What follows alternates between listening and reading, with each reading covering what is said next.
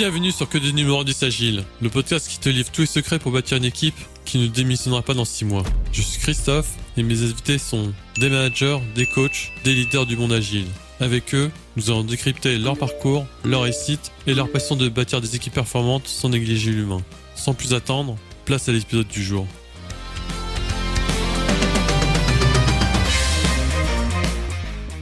Vous en avez marre des rétrospectives de sprint ennuyeuses et inefficaces ?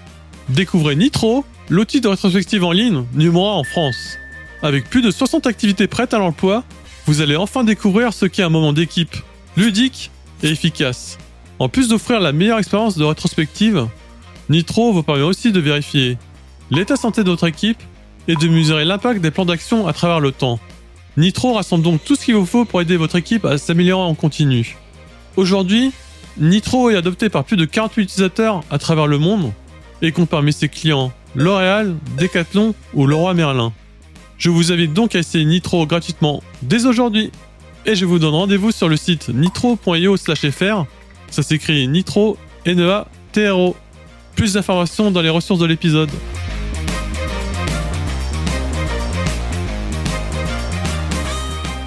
Bonjour à tous et à toutes. Bienvenue dans ce nouvel épisode du podcast Que des numéros 10 Agile. Je suis Christophe.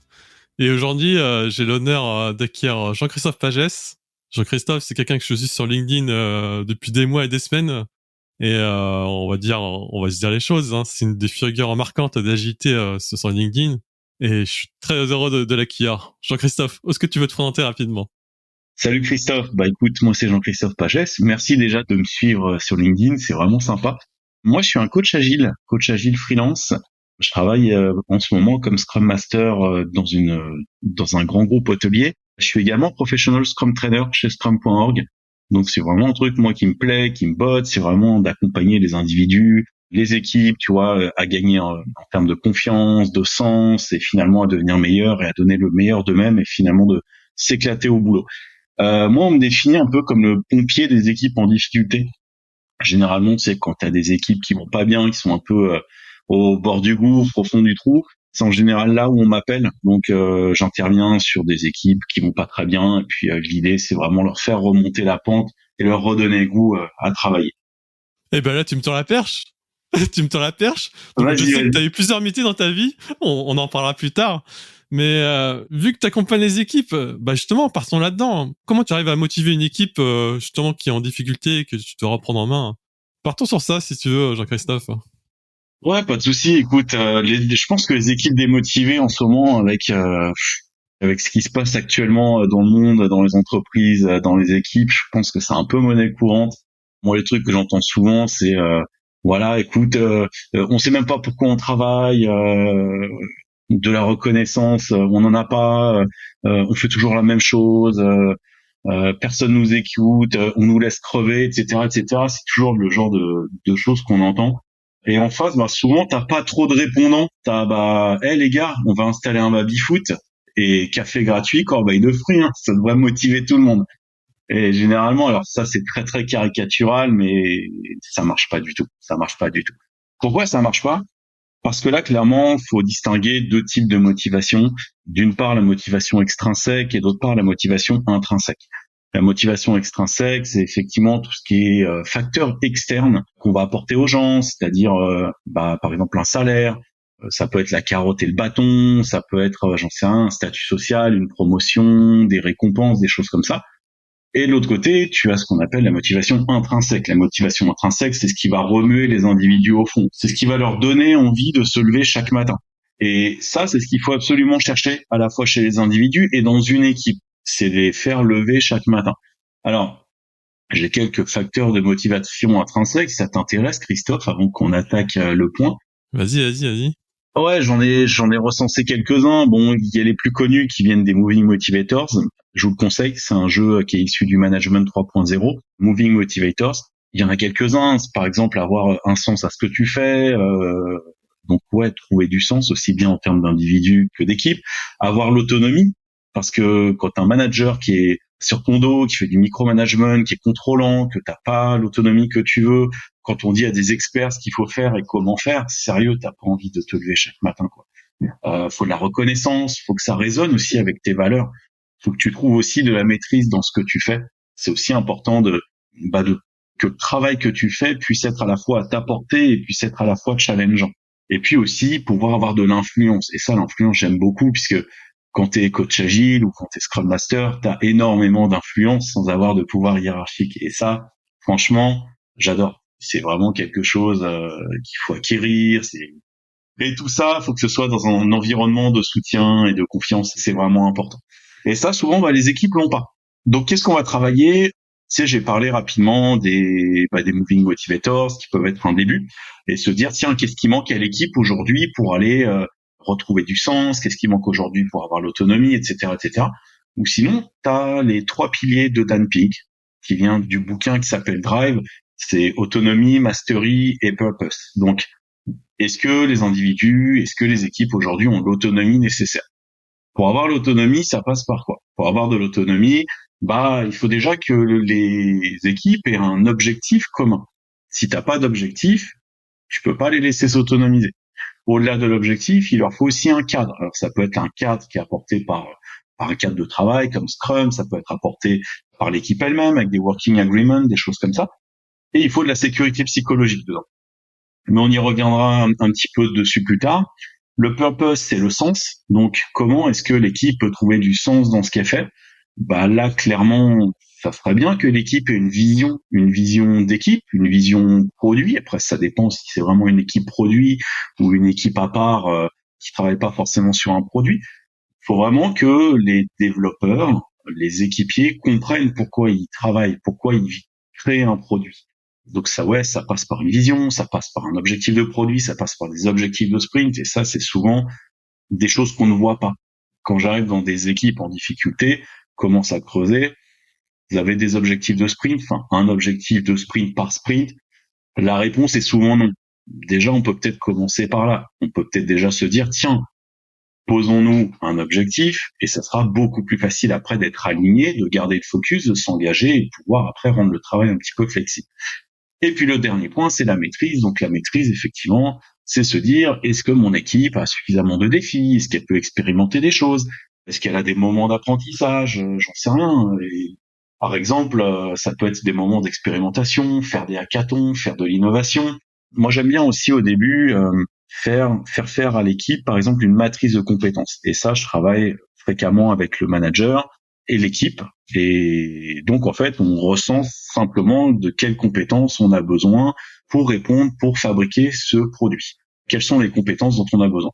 Quels sont les équipiers qu'on a dans l'équipe? Quel niveau ont les équipiers par rapport à chacune des compétences et quel est leur intérêt pour progresser? Et là, comme ça, tu mets le doigt sur quelque chose, tu mets le doigt vraiment sur l'intérêt des gens à progresser. Parce que les équipiers qui restent enfermés toujours dans leur petite coquille et qui ont envie de progresser, donc pour eux c'est peut-être un facteur de motivation intrinsèque, si tu ne leur offres pas, ils vont te laisser tomber, ils vont aller voir ailleurs. Donc pour moi c'est important d'aller vraiment chercher ça. Donc voilà, ça c'était les 3 piliers de Dan Pink, on peut partir de là. Ouais, t'as des choses super importantes là, c'est super dense. il y a le focus, déjà c'est important pour une équipe. Quand tu fais plusieurs choses à la fois, tu le vois dans la vraie vie, hein. Si tes parents, si tu fais 10 000 choses en même temps, t'es obligé de prioriser. Et dans une équipe, c'est pareil. Donc l'objectif, par exemple dans le cadre du travail Scrum de sprint, c'est super important. Et oui, et que tu parlais un peu de moving motivator, c'est un peu, oui, il y a un objectif commun d'équipe, mais chacun aussi a des objectifs personnels. Le but, c'est de aussi comment tu fais pour rassembler les objectifs de perso pour qu'on va dans la même direction. Ça, c'est très important, ce que tu dis, Christophe. Ce point-là, j'ai l'habitude, moi, de le traiter au début. Je me pose vraiment une demi-journée avec l'équipe. Alors, c'est un format que j'ai trouvé au fil du temps. Le format en lui-même, il est pas ouf. Je leur fais faire un team canvas. Donc, clairement, déjà, on se fixe un but commun en équipe. Ensuite, on travaille sur les objectifs individuels, les objectifs personnels. Qu'est-ce que je veux faire moi personnellement? Comment je veux me développer personnellement? Et après, les objectifs communs. Comment est-ce qu'on veut se développer en équipe?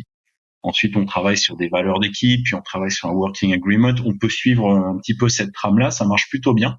Ensuite, j'aime beaucoup moi faire des ateliers de cohésion, des ateliers même des serious games, carrément des jeux de cohésion, des jeux de reconnaissance en équipe, etc., etc. pour voir vraiment qu'on n'est pas tout seul et que les autres nous apprécient, qu'ils ont vraiment des choses à dire sur nous, qu'ils ont des points forts à mettre en avant, ce qui finalement augmente pas mal la confiance. Et ça aide grandement. C'est surtout après quand tu as du soutien de tes coéquipiers, quand tu as du soutien du management, bah là, franchement, ça t'ouvre des portes, quoi. Ouais, ça t'ouvre les portes. Moi, il y a... Allez, je vais marquer direct dans un sujet chaud. Aïe, aïe, aïe. Il y a toujours des contraintes de budget dans les projets et tout. Et moi, la puissante que j'ai mis en place et que l'équipe a mis en place, justement, c'était le pair programming. Le pair programming, c'est quoi? C'est d'être à deux sur un sujet. Alors, dès que je dis ça, au départ, on me disait, mais non, maintenant, on a un budget une personne pour une tâche, vous êtes à deux sur une tâche, c'est pas possible. Mais, en fait, la puissance du pair programming, c'est comme t'as dit, chacun a une individualité, a ses forces et faiblesses. Il y a aussi des gens qui veulent progresser dans d'autres compétences qu'ils n'ont pas. Et le fait, justement, par exemple, d'être en pair programming, ça permet de monter en compétences et ça permet, de partager les connaissances et de progresser. Et aussi, on en parlera après, quand on travaille dans un projet, un produit, il faut aussi avoir une cadence où on peut tenir. Et le fait d'être à deux justement sur une tâche, c'est aussi si la personne peut partir en congé, elle peut transmettre les connaissances. Donc moi, c'est une des pistes, pour développer un peu la cohésion d'équipe et les objectifs perso et communs. Le pair programming, c'est super puissant pour moi. Je sais pas si t'en as d'autres, hein. Si, j'en ai plein. Et là, il y a plein de trucs qui viennent de me popper en tête, et puis ça va, ça va retomber si j'en parle pas. Vas-y. Moi, il y a un truc que je trouve hyper puissant. Donc oui, effectivement, je te parlais de la matrice de compétences. C'est vraiment une chose où on peut identifier quels sont les intérêts, comment on peut faire progresser les gens. Il y a, je sais pas si tu connais le test du bus factor. Le fait de se dire, tiens, si demain quelqu'un se faisait shooter par un bus, ouais, c'est pas hyper cool.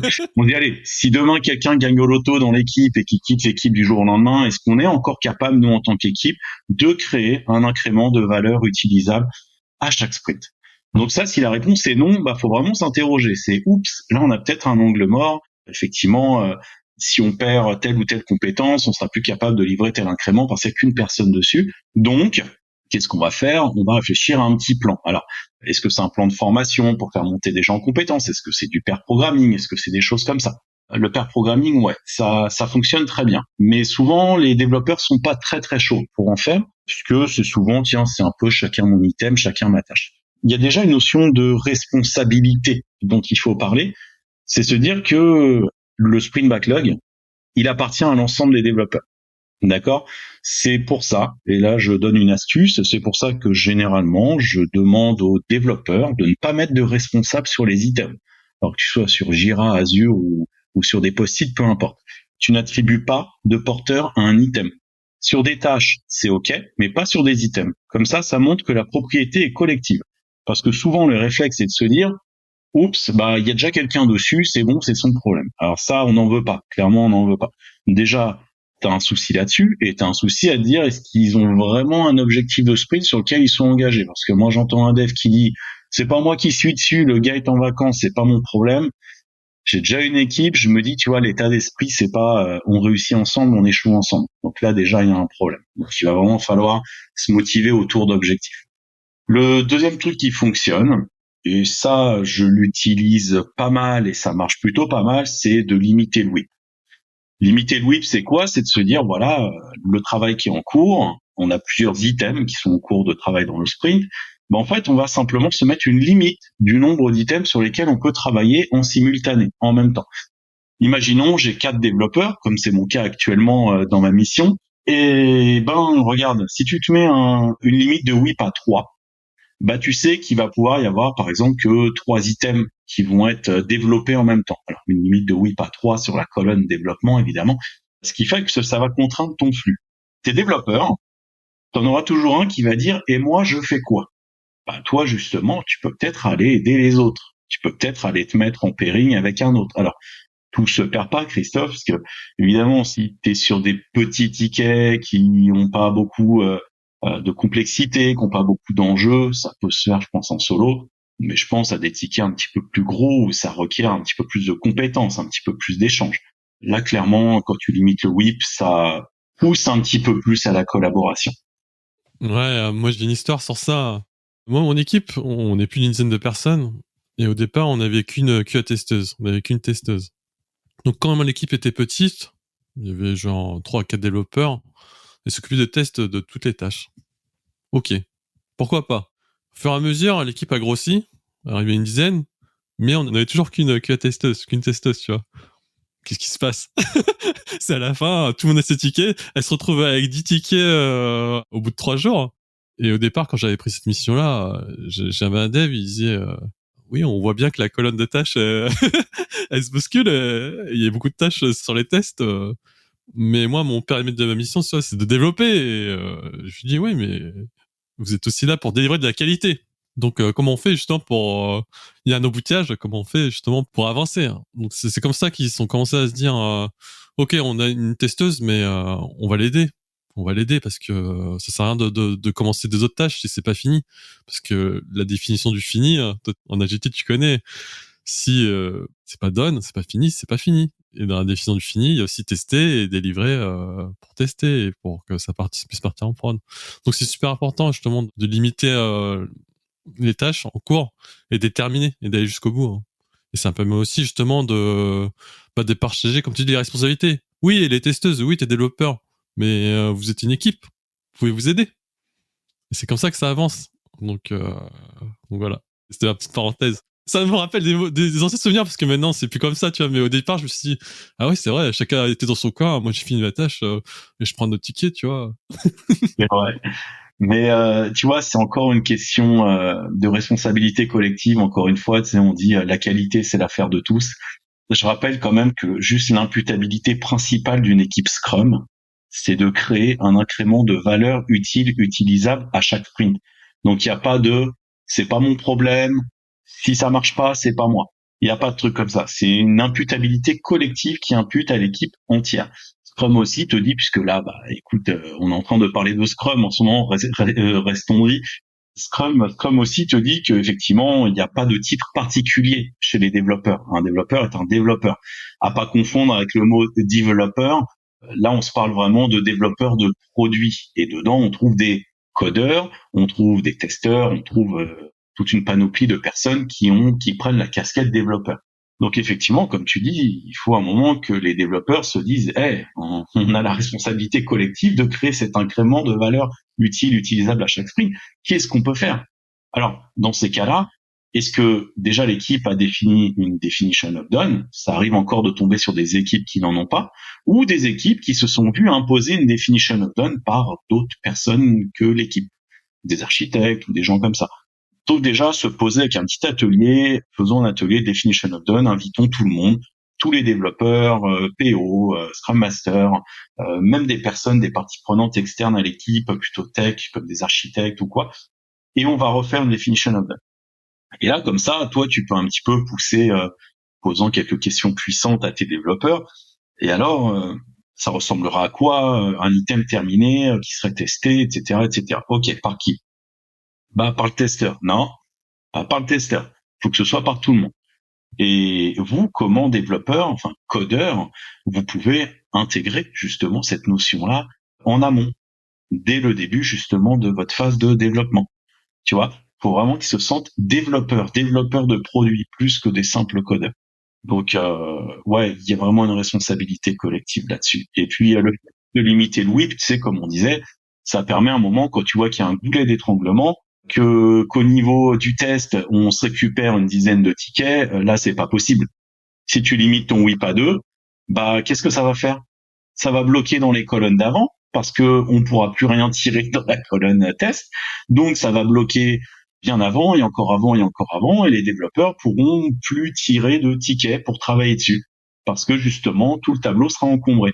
Donc à un moment, qu'est-ce que tu fais? Tu quittes ton poste pour aller aider justement là où il y a un goulet d'étranglement. Et là, ça va les pousser justement à se mettre dedans, etc., etc. Mais oui, après, c'est générer de l'entraide et ça va surbooster la motivation, hein. Moi, ce que j'aime bien dire, tu vois, dans ce genre d'équipe, et dans les équipes, que ce soit Scrum ou d'autres cas de travail, c'est que vraiment, c'est vraiment à l'équipe de se créer ses propres règles. Elle crée ses propres règles, et après, elle les applique. Et c'est pour ça que il y a des besoins de Scrum Master comme toi et moi, tu vois. On n'est pas là pour fouetter ou pour voir si où c'en est où, tu vois.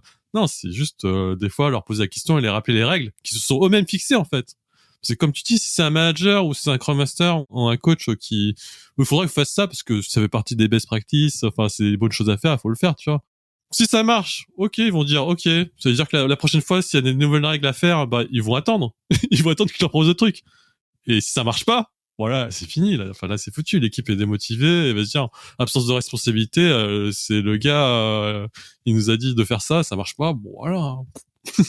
Mais c'est super important en fait tu vois, que l'équipe définisse ses propres règles. Et après, elle ajuste. C'est ok, tu vois. Si ça marche pas, bah toutes les 2 semaines, hein, sous 2 semaines ou 3 semaines, voilà. Je sais pas c'est quoi la taille de vos tâches qu'on appelle le sprint dans le temps. Bah on réfléchit et on rectifie le tir. Et c'est ok de tester, tu vois. Exact. C'est ce que j'expliquais il y a pas plus tard que ce matin, justement, à mon client. C'est laisse l'équipe trouver ses propres solutions. Laisse l'équipe se fixer ses propres objectifs. Parce que si tu leur fixes à leur place, ils vont pas s'engager. Ils vont pas s'engager. Si c'est eux qui les fixent, il va y avoir une notion d'engagement implicite. Et c'est là où ça fonctionne. Mais de l'autre côté, il va falloir quand même affirmer et surtout vivre le droit à l'erreur. Parce qu'à un moment, on va pouvoir se permettre quelques petits accidents de la route, qu'on puisse échouer, qu'on puisse apprendre, etc., etc.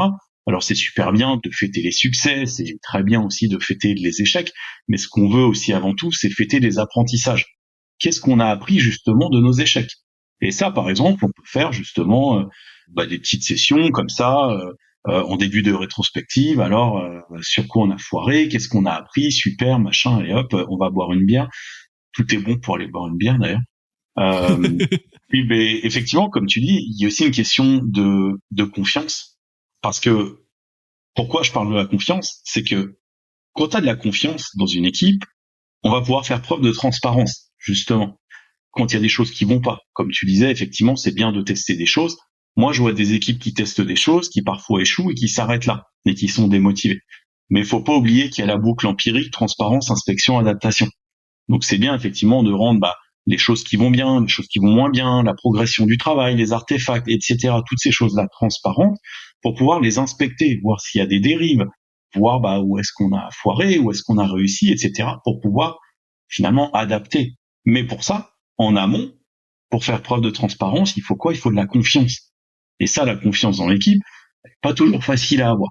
La confiance, tu peux l'avoir, le truc le plus simple, c'est travailler déjà sur les 5 valeurs de Scrum. Focus, ouverture, respect, courage, engagement.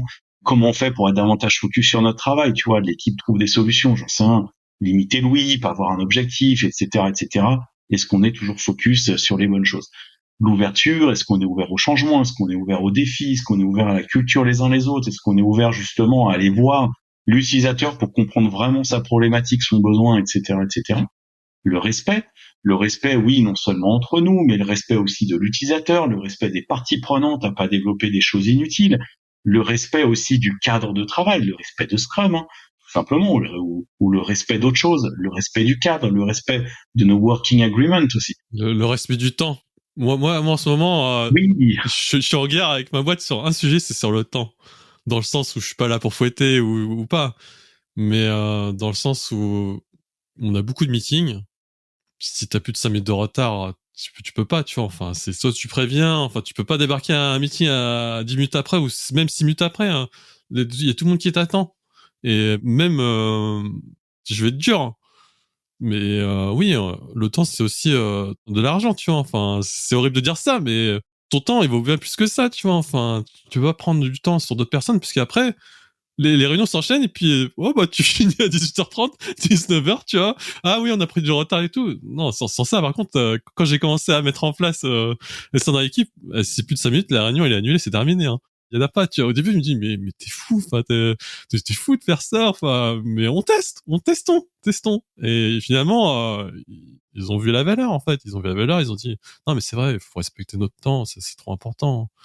Et ça permet justement de limiter les frustrations et de rester motivé. Hein. c'est Christophe, je te le mets dans le parking lot. Je t'en parle juste après. Je finis juste avec le courage et l'engagement. Le courage, effectivement, de se dire les choses qui vont pas. Le courage de dire, hey, les gars, le meeting, il dure un peu trop longtemps. Les gars, l'événement, etc., etc. Et puis l'engagement, surtout l'engagement de faire toujours du mieux possible pour atteindre nos objectifs. Donc ça, par exemple, tu vois, tu l'as vu passer, j'ai monté une rétrospective autour des 5 valeurs de Scrum, ce qui permet d'avoir à la fois un teaching moment, donc un petit moment d'apprentissage où pendant une vingtaine de minutes, tu expliques ce que c'est les valeurs de Scrum, tu leur demandes une expérience qu'ils ont vécue, positive ou négative, et puis après, on s'évalue justement sur ces fameuses 5 valeurs, où est-ce qu'on en est par rapport aux 5 valeurs et quelles actions on peut faire pour faire un pas en avant dans chacune des valeurs qui sont un petit peu transgressées. Voilà. Maintenant, pour revenir au petit parking lot, c'est intéressant ce que tu dis justement, ceux qui sont un peu démotivés dans les événements, qui voient pas toujours la valeur. Souvent, tu vois, faut pas confondre le problème avec le symptôme. C'est il y a des Scrum Masters qui sont venus me voir, qui m'ont dit, moi j'en ai marre, tout le monde arrive en retard au daily, machin, nanana. Qu'est-ce que je dois mettre en place? Est-ce qu'il faut que je leur fasse mettre un sou dans la tirelire? Est-ce qu'il faut que je dise au troisième retard, t'amènes un gâteau, machin? Je fais, mais mec, là, en fait, t'es juste en train de transgresser toi-même en tant que Scrum Master l'une des valeurs de Scrum, le respect. Déjà là, si tu commences à leur dire foutez une pièce dans la machine, machin, ceux qui sont en retard, je ferme la porte à clé, comme j'ai déjà vu, ça franchement déjà toi-même tu fais pas preuve de respect. Déjà, essaye d'aller chercher un petit peu plus loin. Essaye d'aller chercher le problème plutôt que le symptôme, va essayer de creuser et te dire pourquoi est-ce qu'ils arrivent en retard à l'événement, pourquoi ils ne viennent pas à l'événement. C'est peut-être que, comme tu disais, Christophe, il y a peut-être un malaise un peu plus profond, une démotivation. On trouve pas le sens, tu vois. On revient encore au pilier, on trouve pas le sens dans cet événement. Alors que peut-être que, j'en sais rien, tu connais un peu mon franc-parler, peut-être que le Scrum Master, c'est un peu une tanche, et bon, bah voilà, il a appris que le daily, c'est 3 questions, reporting, ciao. Non, c'est pas du tout ça, l'objectif de l'événement. Donc tu m'étonnes que l'équipe ait pas compris. De l'autre côté, si personne leur a dit qu'il fallait un objectif de sprint, justement, pour les aider à garder l'engagement, le focus, travailler en collaboration, etc., le daily, il sert à rien, en fait. Ça sert à rien d'avoir un daily si t'as pas d'objectif. Donc, essayons de retrouver du sens un petit peu à tout ça. Et d'ailleurs, il y a pas longtemps, sur ma page LinkedIn, j'ai diffusé une grille du vrai objectif de chacun des événements. Donc, ça peut être utile vraiment de revenir aux fondamentaux. Et moi, ce que je vous conseille de faire, c'est faites une rétrospective sur les événements de Scrum. Exemple, exactement comme la rétrospective sur les 5 valeurs, vous prenez les événements et vous faites justement parler l'équipe. Quelles valeurs vous trouvez dans chacun des événements? Quelles valeurs vous ne trouvez pas? D'après vous, à quoi servent chacun des événements? Ça aussi, c'est intéressant. C'est savoir ce que l'équipe pense de à quoi sert chacun des événements. J'ai aussi d'ailleurs fait une rétrospective là-dessus que j'ai diffusée sur ma page. Donc, ça permet de à la fois faire un teaching moment, donc leur rappeler le vrai sens des événements. Je me fais un petit exercice, tu sais, où ils positionnent les post-it. Comme ça, après, tu sais, tu peux corriger et réexpliquer. Et après, voilà, on essaye de trouver la valeur dans nos événements actuels et comment les rendre meilleurs. Ce qui fait que normalement, les gens qui viendront ont construit leur format d'événement, puisque ensemble, en équipe, Scrum te dit pas comment il faut construire le format de ton événement. Il te dit juste, voilà ce qu'il faut inspecter, voilà ce qu'il faut adapter dans l'événement. Point. Tu fais ton format, et là, honnêtement, ça devrait un petit peu mieux marcher, normalement. Et la motivation devra revenir. Ouais, la rétrospective, c'est un des événements, pour moi, les plus importants, justement pour garder les équipes motivées et performantes. Parce que c'est... déjà, il faut pas le zapper. C'est un événement que je veux tout le temps le faire, même quand ça va bien. Moi, ma première mission en tant que Scrum Master, quand j'ai démarré, j'ai vu direct, putain, les mecs, ok, j'ai vu, c'est des tronches, c'est des devs, c'est des tronches. Ils ont pondu un nouveau site en 6 mois. Je fais, ah ouais, d'accord. Pour un grand groupe du 440, quand on sait que les délais pour sortir c'est un peu long, j'ai fait, ah ouais, les gars, c'est des cracks. Par contre, ils avaient arrêté de faire les rétrospectives. Ils avaient arrêté de se réunir toutes les 2 semaines et se dire les choses qui ont marché et les choses qui n'ont pas marché. Vu qu'ils dépotaient, bah, ils se sont dit, bah, tout marche bien. Donc, il n'y a pas besoin de se réunir. Gardons, on garde du temps pour aller déjà dans le next step et on carbure. Et ce qui s'est passé, en fait, c'est que c'était vraiment des développeurs, mais vraiment trop forts, techniquement. Et au fil des semaines, bah, ils ont commencé à se désengager, en fait. Ils ont commencé à se dégager parce que ils se parlaient plus. Forcément, le site était sorti, donc il fallait l'améliorer. Donc, forcément, il y avait la priorité, c'était plus les nouvelles features, les nouvelles fonctionnalités. C'était un peu corriger, faire un peu de maintenance. et du coup, ça a démotivé les gens. Et le fait qu'ils aient plus de rétrospective, ça a commencé à désengager les gens. Et quand j'ai remis la rétrospective en place, oh mais qu'est-ce qu'il nous fait lui là?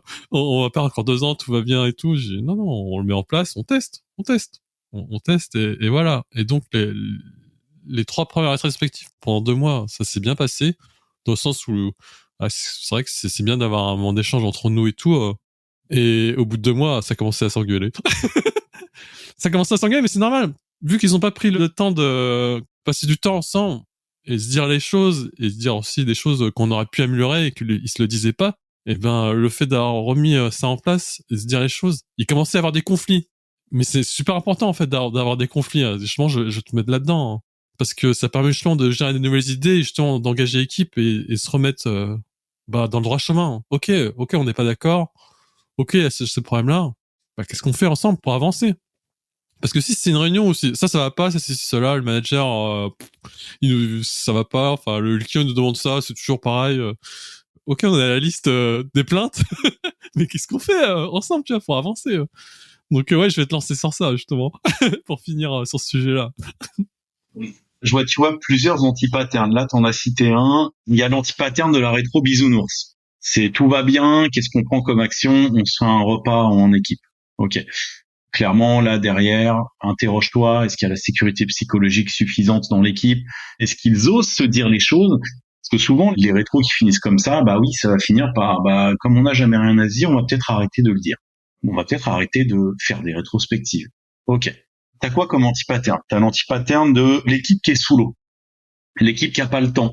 L'équipe qui dit, ah, mais on n'a pas fini notre incrément, machin, on est sous l'eau et tout, il faut qu'on annule la rétro. Bon, alors déjà là, tu vois, je suis en train de me dire, ce type d'équipe est votre objectif de sprint, vous en avez un? Parce que clairement, si c'est juste faire un cahier des charges 3 ans à l'avance et le suivre jour après jour dans des sprints, mais ça sert à rien, quoi. Là, vous êtes en train de faire du water scrum fall, un truc complètement délirant, 100% bullshit.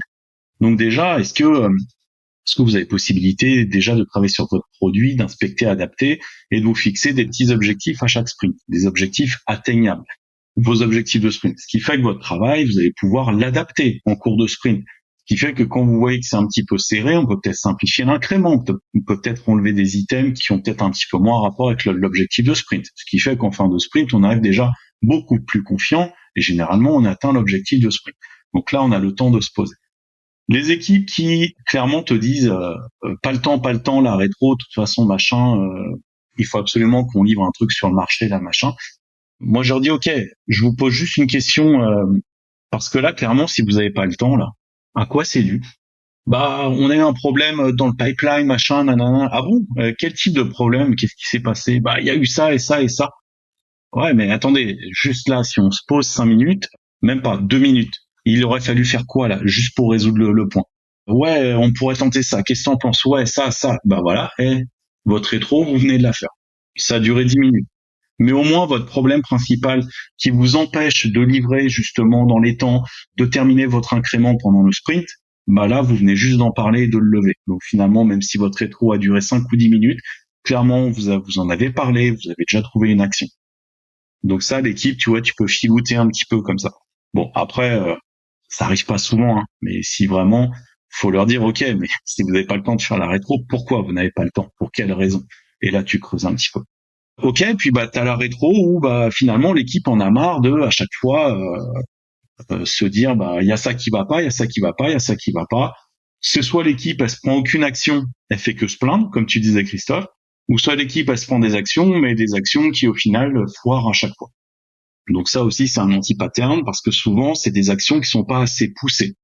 C'est souvent le cas, je le vois ça chez des Scrum Masters qui font toujours le même format de rétrospective. Et ça, franchement, ça me sort par les yeux.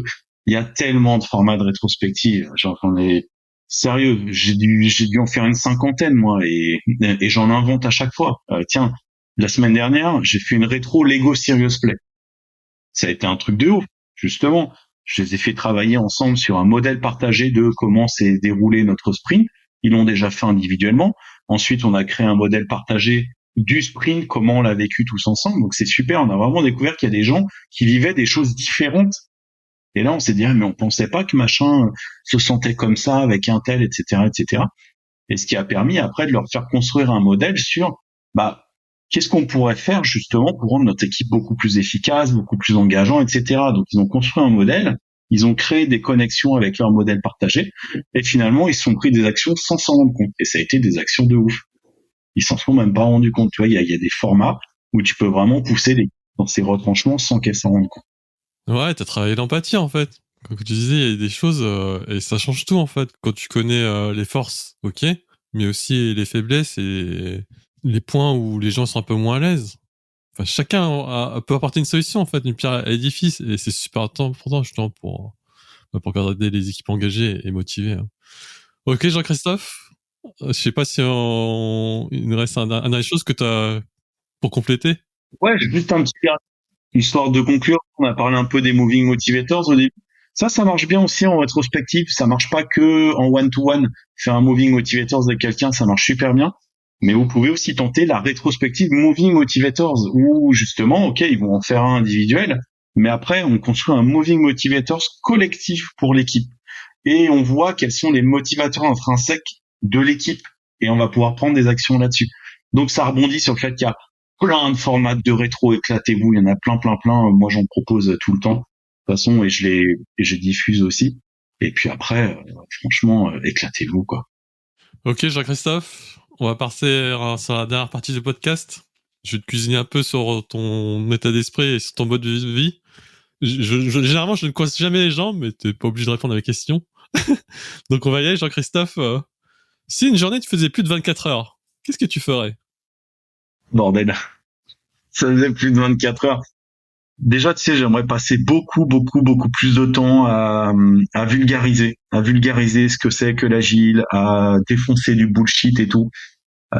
J'adore écrire. Moi, ça me vide la tête, ça m'aide à construire mes idées et ça aide justement les gens à, en fait, avoir de la valeur, quoi. J'essaie d'apporter de la valeur.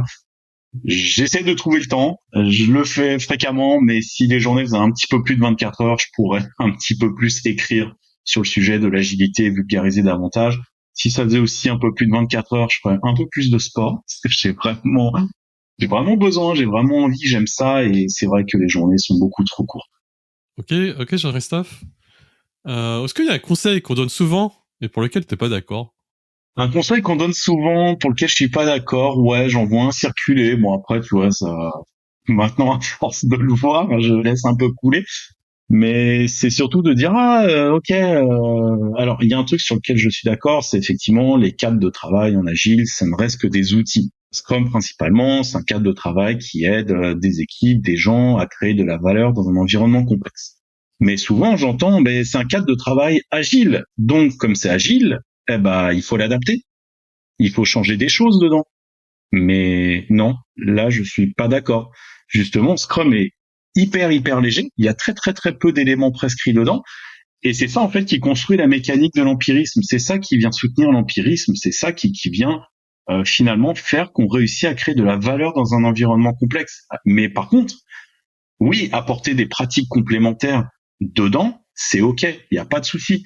Faites vos formats d'événements, apportez vos pratiques complémentaires. Vous voulez utiliser des user stories, vous voulez faire du DevOps, apportez du DevOps. Vous voulez apporter du Kanban en plus dans Scrum, donc des pratiques complémentaires, apportez-les, il n'y a pas de souci.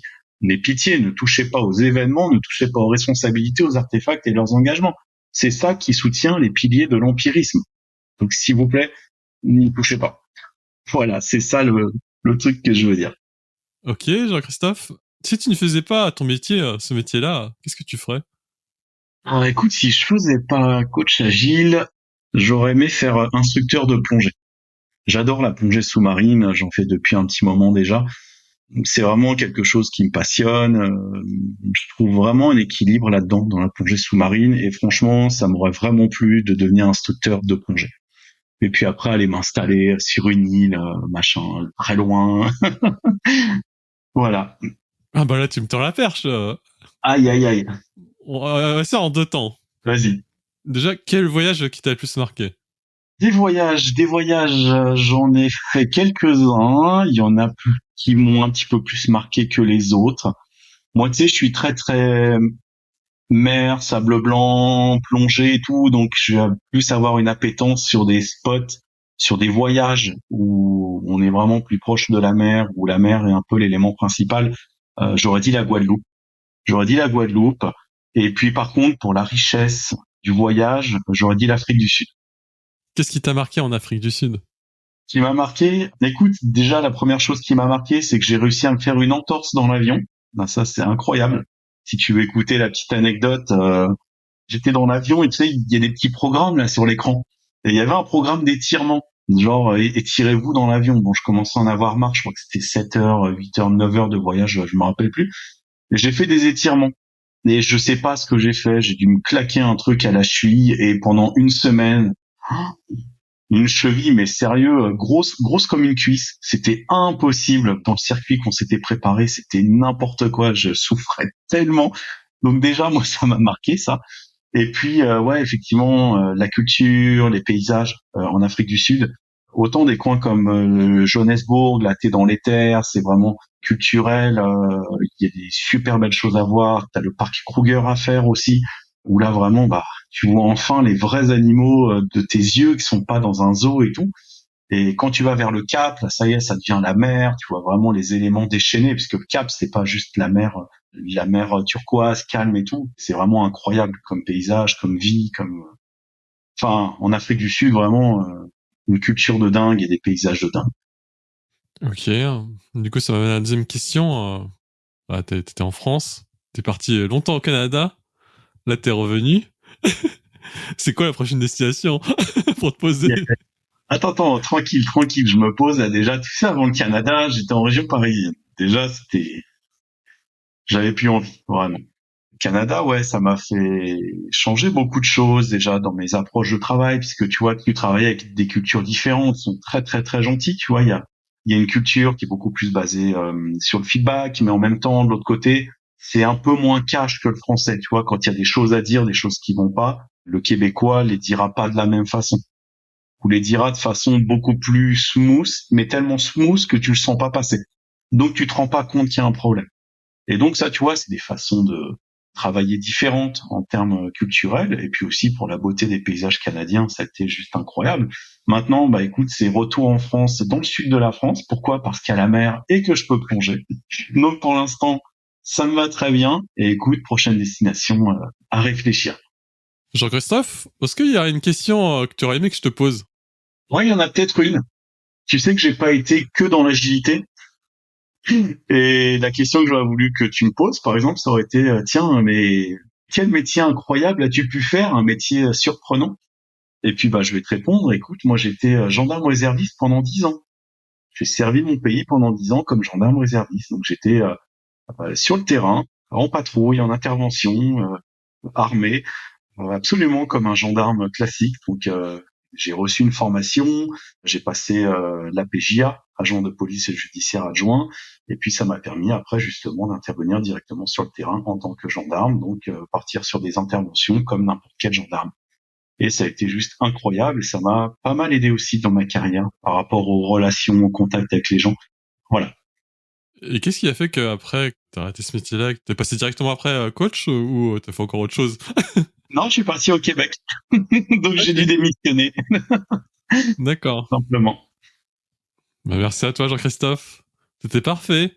Merci. Si on veut te retrouver, travailler avec toi ou discuter avec toi ou surtout lire toutes tes idées sur les réseaux sociaux, où est-ce qu'on peut te retrouver? Principalement sur LinkedIn. Je crois que je poste que sur LinkedIn. Vous me recherchez Jean-Christophe Pagès. De toute façon, l'original, il a la casquette sur la photo. Et donc, tous les jours, je poste effectivement autour de l'agilité, la motivation d'équipe, le management, Scrum principalement aussi. Pas mal d'astuces, pas mal d'anti-bullshit, et ça peut aider beaucoup de monde. Bah, merci à toi, Jean-Christophe. Moi, je le rappelle encore une deuxième fois. Hein. Merci pour tout ce que tu fais sur LinkedIn et l'inspiration que tu donnes. Je sais que l'agilité, même chez moi, hein, ça n'a pas bonne presse, mais on est là justement pour bouger les choses et montrer exemple. Et je trouve que tu le fais très bien et je pense que les gens qui écoutent le podcast vont s'en rendre compte. Tu dégages une telle énergie et c'est contagieux et merci à toi. Je t'en prie. Merci, Christophe. Allez, ciao. Ciao.